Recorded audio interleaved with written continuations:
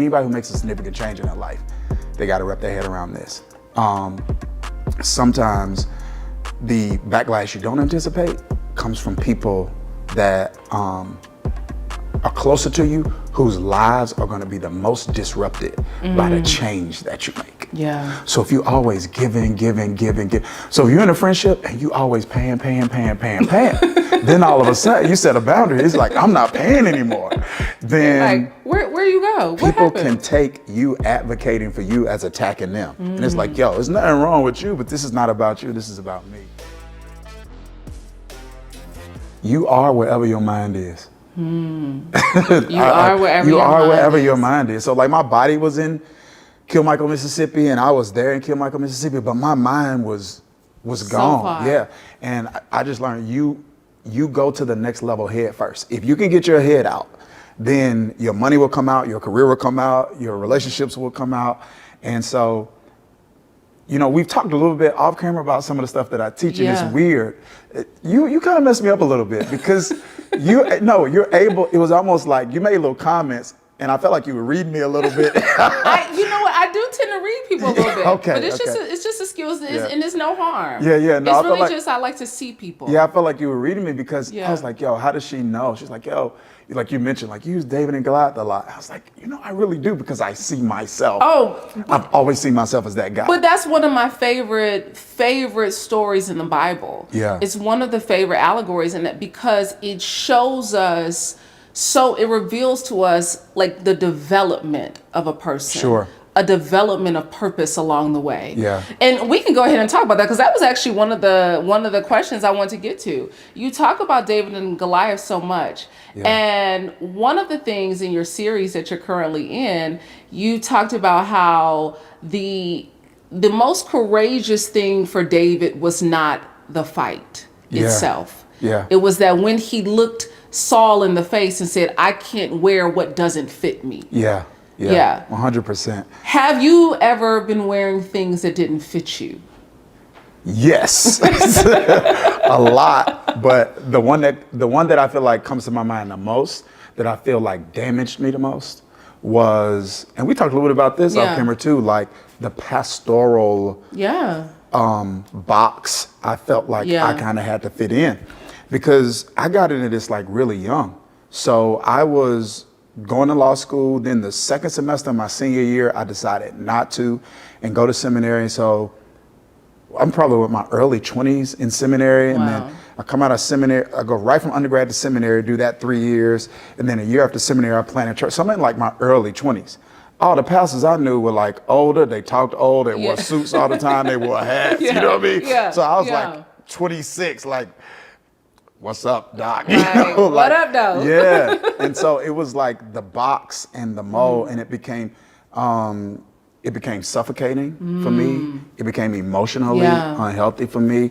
It became unintentionally performative. Like you don't know you're performing, but you're performing because it's a caricature. It's like, this is what kind of people expect. I'm like, yo, I'm 26. I don't want to wear hard bottoms every day. You know Every what I mean? day. Yeah. So I want to be swaggy. Yeah. Like I want to show it a little bit. Yeah, or comfortable.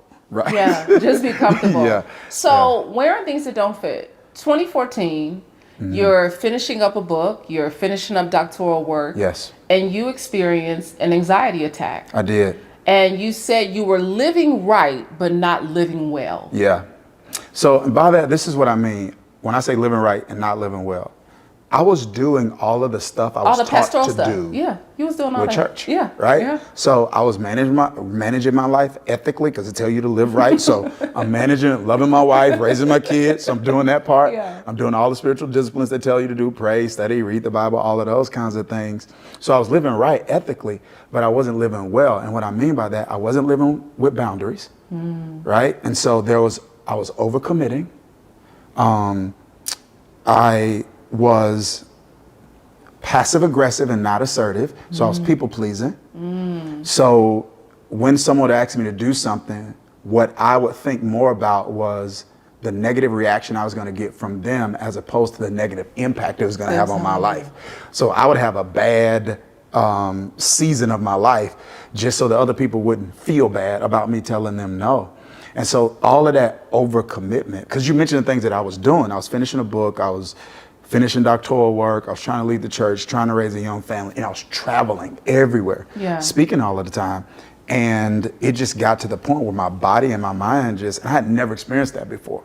It just like shut down on me. It was like, yo, you're gonna have to take a break, or if not, the way you live in your life is gonna break you. And so that was like a rebirthing for me.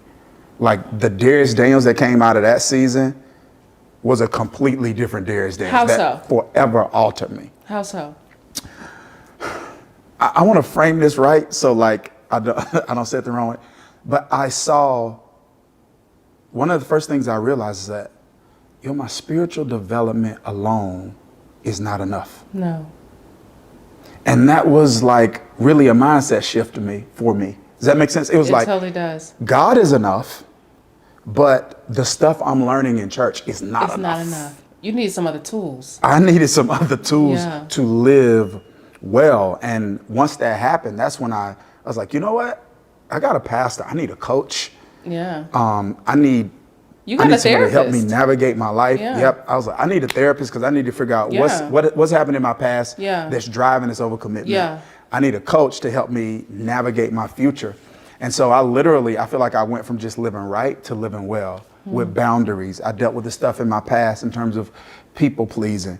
And so the transformation that I experienced with that coach is what motivated. It was almost like what this guy did for me, I want to do this for other people like me. So that's what kind of pushed me into the coaching space and made me start studying emotional intelligence and things of that particular nature because of what I went through. Yeah.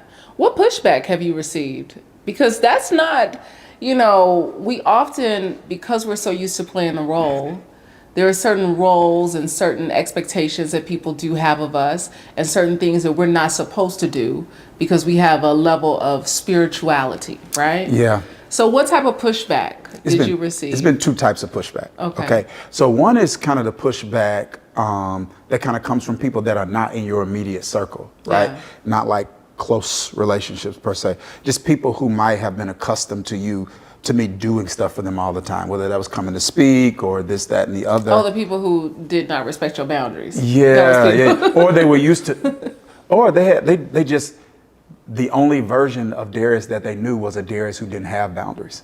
Mm-hmm. And they loved that version. Mm-hmm. So the version of me that they loved was a version of me that I hated. Yeah. And so when I became a version of me that I loved, they had to kind of recalibrate the relationship and ask themselves, do you want a relationship with this Dharius? Yeah. So some of the pushback was kind of external. I got pushback definitely, probably more recently, when I started really diving deeper kind of into the entrepreneurial space.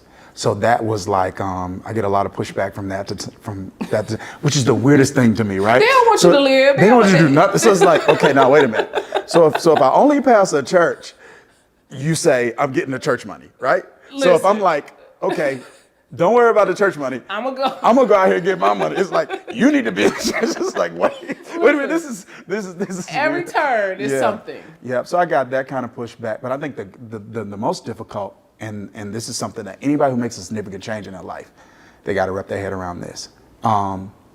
Sometimes the backlash you don't anticipate comes from people that are closer to you, whose lives are going to be the most disrupted by the change that you make. Yeah. So if you always giving. So if you're in a friendship and you always paying, then all of a sudden you set a boundary. It's like, I'm not paying anymore. Then like, where you go? What people happened? can take you advocating for you as attacking them. And it's like, there's nothing wrong with you, but this is not about you. This is about me. So I feel like I dealt with it. I dealt with challenges like from the outside and from the inside a little bit. People can take you advocating for you as an attack on them. Yeah. Did y'all write this down? That's a note. That's a note for y'all. I'm gonna go ahead. That's a note.